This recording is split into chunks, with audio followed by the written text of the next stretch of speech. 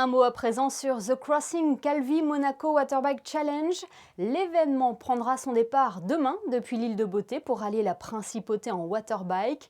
Un challenge sportif qui a pour objectif également de sensibiliser la population aux différents programmes menés par la Fondation Princesse Charlène.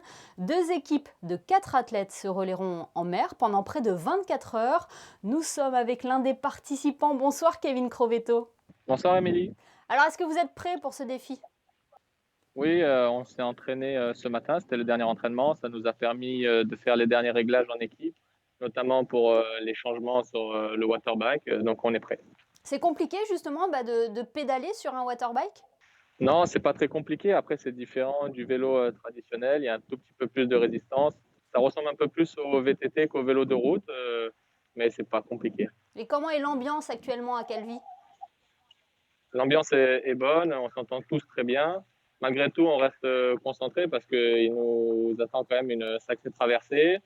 Et on a une météo qui est pour l'instant assez incertaine, donc on va voir. Justement, vous vous apprêtez à parcourir 180 km pour rallier, pour rejoindre Monaco depuis la mer.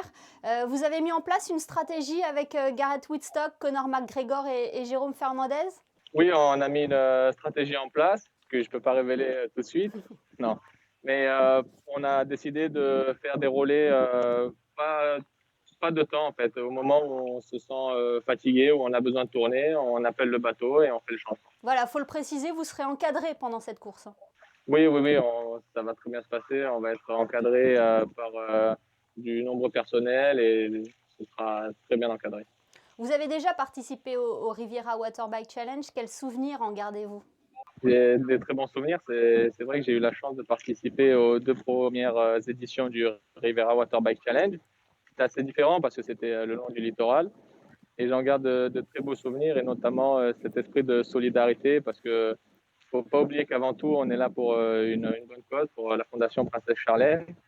Et il est important que les gens ils soient sensibilisés sur cette cause-là qui est la noyade. Parce qu'il y a beaucoup de personnes dans le monde qui sont touchées par la noyade et beaucoup plus qu'on pense.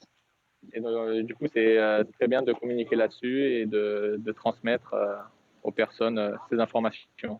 Kevin, on ne peut pas vous avoir avec nous sans parler gym. Votre club, l'Étoile de Monaco, était en finale du top 12 avant le confinement. Quels sont vos objectifs cette saison ? Vous allez connaître vos adversaires demain, samedi.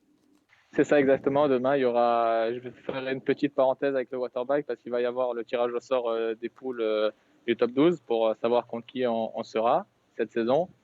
On a un peu en travers de la gorge la saison dernière parce qu'on était très bien parti. On a été stoppé en plein élan par la crise Sanitaire. sanitaire. Donc on est un petit peu déçus, mais on va repartir plus motivé que jamais pour essayer d'atteindre la finale et décrocher une médaille et pourquoi pas celle d'or. Et puis l'autre objectif, c'est d'aller décrocher une qualification pour les Jeux Olympiques de Tokyo, Kevin.